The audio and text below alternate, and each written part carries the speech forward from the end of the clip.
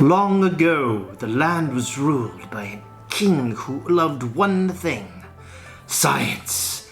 Your Majesty, the merchants all believe the lucky cat statues will make them rich. By decree, smash anything superstitious. And so the cats who looked suspiciously like the CCP went and destroyed all the lucky cats in the kingdom. Oh, without statues, the merchant shops closed down, and fire engulfed the beautiful nature surrounding the lands. We need coins to rebuild the kingdom. No, if we don't fix the lucky cat statues, we are doomed. Now the people are divided and saddened without a good, strong leader. Wait, what?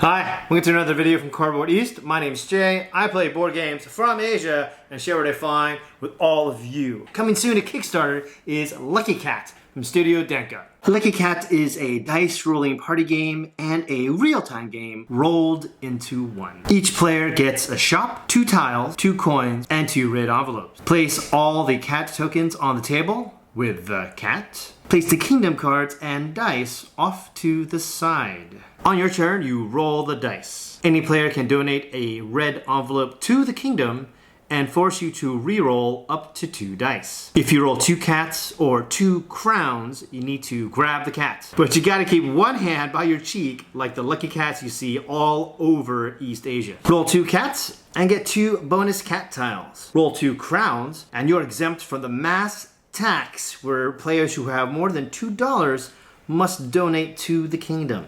A red envelope gets you a red envelope. $1 gets you $1. This little symbol here is welfare, so players who have under $3 all get $1. And the crown is a tax, where you give all money more than 2 coins to the government. Last but not least is tax evasion, where you hide money in your house. Anytime you pay tax or use a red envelope, you rebuild the kingdom, unlocking more dice. First player to get 2 cats, and yes, they can be Franken cats, or $10 combined from in and outside your shop, wins the game. Lucky Cat also comes with some variations of play. In lieu of dice, you can add these tokens, which change the game up a little bit. There's also a relax mode without the real-time mechanic. And there is shop drafting for variable setup.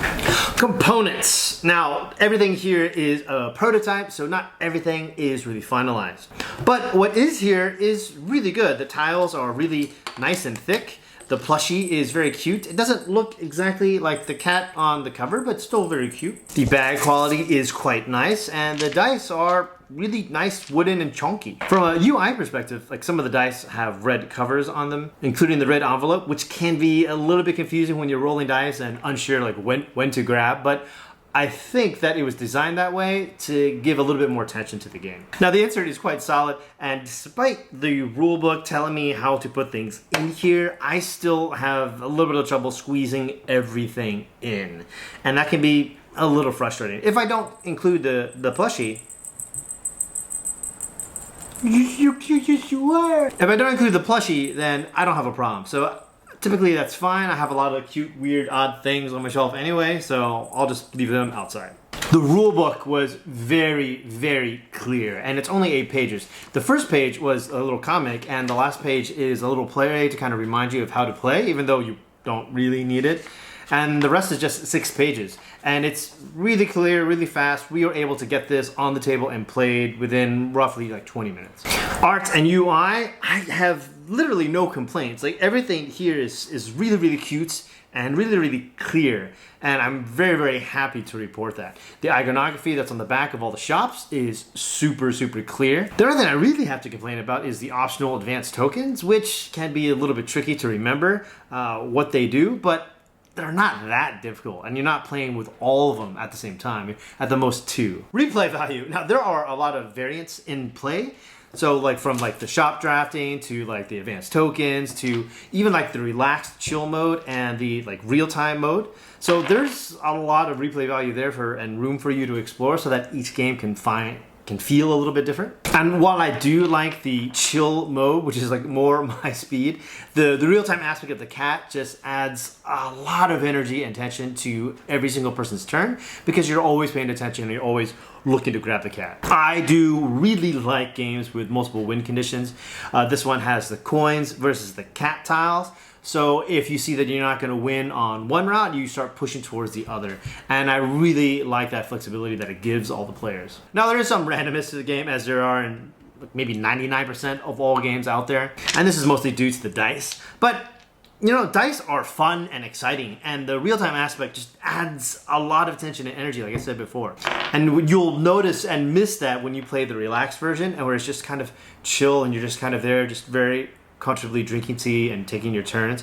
And the real time is just really, really frenetic and has tons of energy. There is some strategy going on here, because you do have the two routes to victory of doing the coins and hiding the coins. It seems kind of silly, like you're hiding coins from the kingdom, but you want to pay your taxes so you can rebuild the kingdom. The red cubes are this nice way to kind of hold on to them or play them against other people. Do you want to play your red cubes on other people's turns to kind of screw them over, or do you want to save it for your turn to kind of save yourself? But overall, because it is a dice game, it definitely feels a lot more tactical, where you have to make your decisions at the moment. Like, at this moment, at this game state, what is the best decision for me? And that will probably be the most divisive part of this game. Final thoughts? I like this game. The relaxed and chilled variant is a little bit more my speed, like I said, where it's just very, very chill, and you have like this nice little coins versus building up your cats. But the real-time aspect of getting the cats is just a lot of fun. He didn't really have to have a bell, but I'm really glad they included it.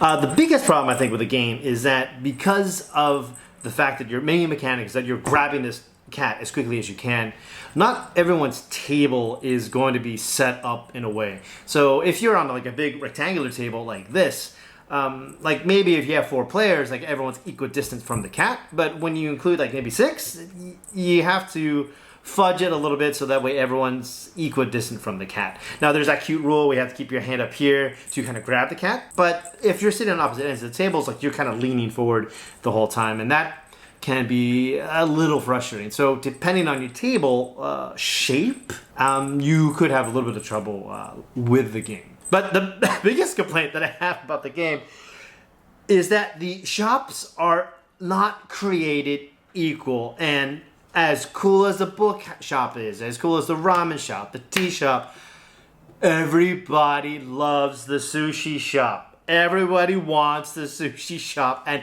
the grown adults are arguing over the sushi shop. And I just without fail, everyone's just like, I want the sushi shop. Now, if you've followed my channel for quite a while, you know that party games are not exactly my biggest cup of tea, and I'm kind of picky about them, but I have been liking them more and more. I guess it's because I'm just getting older, and a lot of my friends have kids, and their kids are getting to that age where they're coming over and we're having family get-togethers, and party games like this really do really well with the kiddo. Also, I like ending game night with a party game to just end the note on a high, and Lucky Cat has been a lot of fun these last few nights. But overall, everything is really nice. The components are nice, the tokens are nice and thick, the bags are the really nice touch, even though it can be a little bit troublesome to kind of stick your fingers in these bags and pull out coins like all the time. But I'm just really impressed by the quality of the components. But these are my thoughts. This is Lucky Cat, and check out the link below and check out the Kickstarter and see if Lucky Cat is a game for you. See you next time.